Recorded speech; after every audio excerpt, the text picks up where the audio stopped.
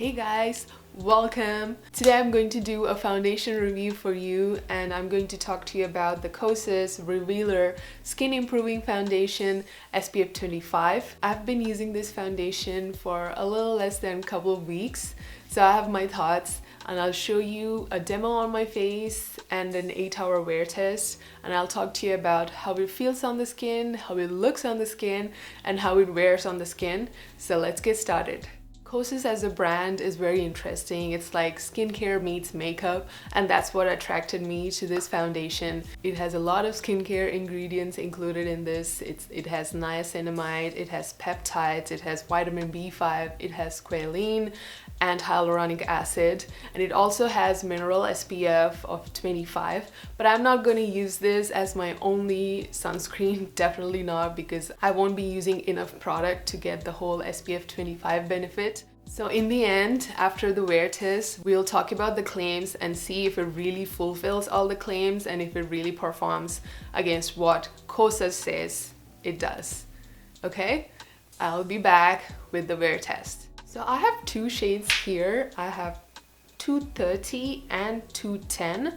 The 210 is an olive undertone, it's medium neutral olive, and the 230 is medium neutral warm. So I'm actually an olive undertone. I have a lot of green, it's like golden olive.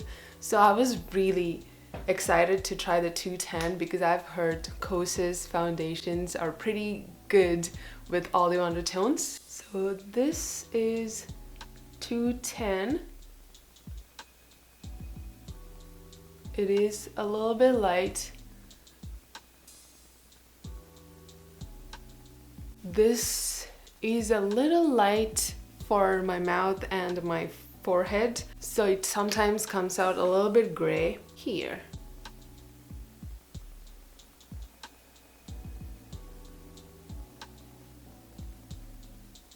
So that is 210 and this is 230. There is a little bit of oxidization, not too much, not like a whole shade, but it does change colors. It's almost like it's sinking into your skin. So this is how it looks. See, I really like the undertone for 210, but depth-wise, it is a little bit too light at the moment. And this is 230. The undertone is a little too warm. Not too warm, it's a little warm for my skin tone, but it has really nice depth. But again, you cannot always get like an exact match for your skin, especially for medium olive undertones. It's very difficult. I wish 210 was a little deeper, but with same undertone. I don't even know if that's possible. But again, so that's what we're dealing with. So I'm going to use 230 today. Actually, both the shades look a little light on camera, but in real life, 230's depth is really good, works really well on my skin. And if you've seen Kosas' video on Sephora, you can see the founder using her fingers. I usually do this with my fingers and I prefer that too, and it works really well for fingers. I used a brush and a sponge. It works really well for all three applications. I'm going to use a brush today to show on camera here. I do have my skincare and everything underneath. I don't have a primer. I usually don't use a primer on day-to-day basis unless I know I'm going to like a big event. I want my makeup perfect for a whole day. And I also like to see foundations, how they perform without a primer, because I know a lot of women do not like to use a primer on daily basis, just like I don't. So I'm going to use this without a primer today. Obviously, I did try it with the primer while I was testing this. It definitely performs better with a primer. It's like the optimal performance you'll get. But again, I did find it works just fine without a primer. I'm going to take some on the back of my hand. Okay, so it is not a very runny foundation, but it's also not super creamy. It is kind of that appropriate liquid consistency to it. So I don't usually do a lot of product on my face, not like you would see in some videos.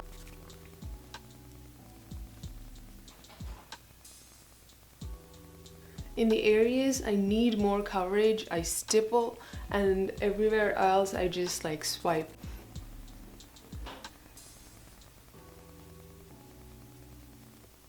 So I mostly stipple around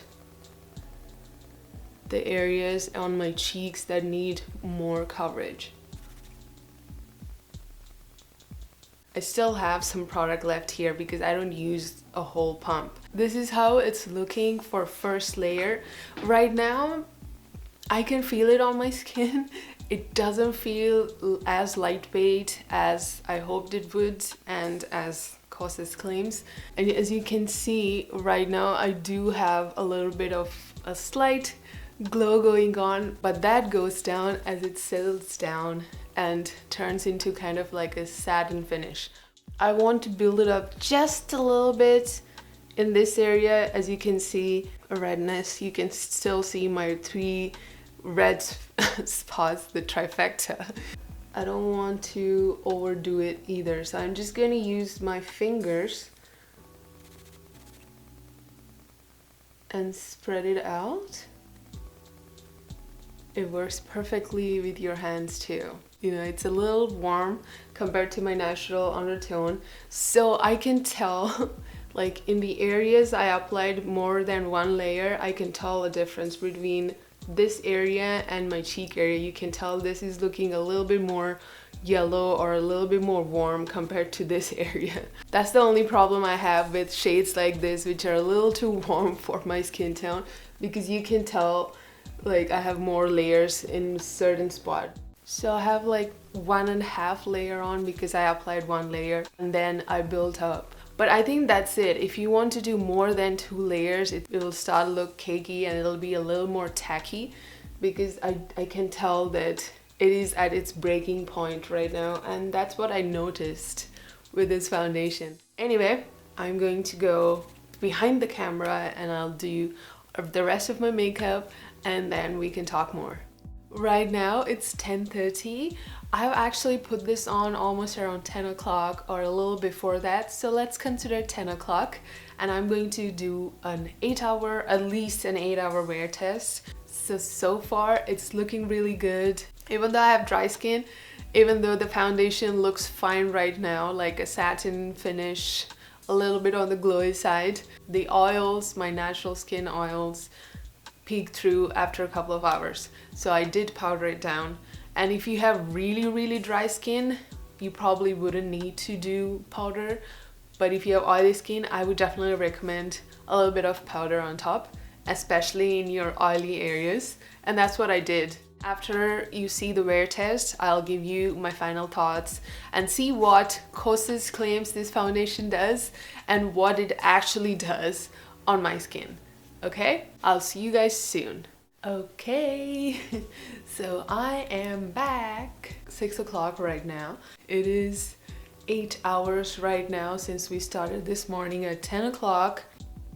And this is how we are looking. Definitely looking a little bit glowier than what I started with. Still looks like a natural kind of glow, but again, it doesn't look as fresh as it looked in the morning. See, especially around like in the cheek and like around here in my forehead, and in some parts like closer to the center parts of my face, it does look a little bit glowy, but again, it does not look bad at all. But it has started breaking down in this area, and there's like a light bit of deposit in my smile line here. You won't be able to tell clearly on the camera.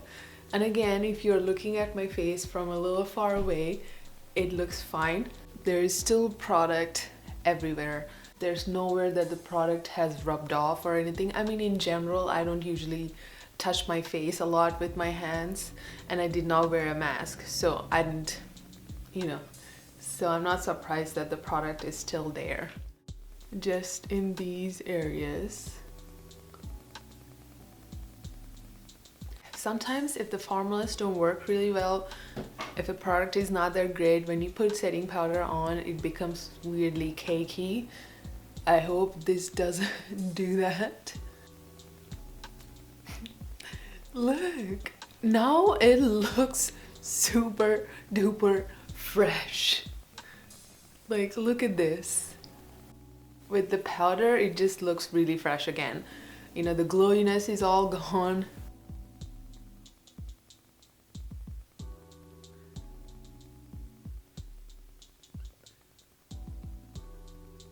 A little bit of breaking that I mentioned earlier is still there, but it doesn't look bad. It looks totally fine. I will still go out like this and see people with no problems. With the primer, when I used it, it lasted much longer. So the breaking apart that is happening here, that did not happen when I used the primer. Today I did not use it, as you know, but it still looks pretty good. So far it is long wearing enough for 8 hours, but in my experience, after that 8-9 hour mark, it kind of starts to break down. So now that we have seen the wear test and how it feels and how it looks on my skin, let's talk about what Kosas claims about this foundation, yeah? So it's supposed to instantly blend into your skin and become a second skin. So it does blend into your skin, but I think it still takes a couple of minutes to completely set down and lose the tacky texture, but it definitely looks skin-like, so I totally agree with that. And it's supposed to give you a natural, dreamy finish to blur.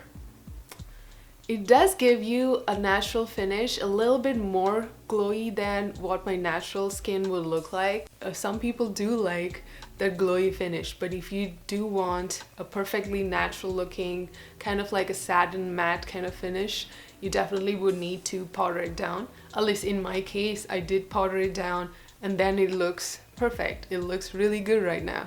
But again, it's not totally natural looking in my case, but I think I will still agree with that claim. And it's supposed to visibly smooth texture and minimize pores. So I do have a lot of like tiny bumps in this area. It did a pretty good job to smoothen the skin out, but again, it's not flawless looking like some matte foundations or some satin matte foundation do for you. It's not super flawless or anything. It does look, it's more on the natural side than the flawless, really smoothened out skin, you know? It doesn't elevate the texture, in my opinion. It did not make it worse, but it's also not super smooth. It does smooth it. So it's again, medium. It's not fully true in my case. But with this foundation, after I wash my face in the end, my face doesn't look tired. Kind of looks as fresh as it was in the morning before my makeup application. How do I explain this? I think this is something you would experience on a day-to-day basis when you use a foundation or makeup in general. That's what I noticed with this. That's a biggest plus in my book. I mean, it's not surprising, right? It has great ingredients in there. So when I use this foundation, I know, I mean, at least in my head, in my mind, I know that it's not really making my skin deteriorate over the long run with makeup use. You know, gone are the days where you're like, oh, don't wear makeup every day, it's not good for your skin. Gone are those days, and we have really cool products like this, like Kosas, and I'm very impressed with that aspect at least. And it claims that over time, it's more beneficial to skin. I think it's probably going to be true. So, compared to all the claims it does and compared to my experience, I think it's a great foundation. I will recommend it to anybody and everybody. So, if you like this video, if it helped you, please give this video a thumbs up and subscribe to my channel if you haven't already. And if you have any questions about this product, or if you have any other foundation recommendations, or if you want to see any other foundation wear tests on my channel, let me know in the comments as well. And I'll see you guys soon in my next video.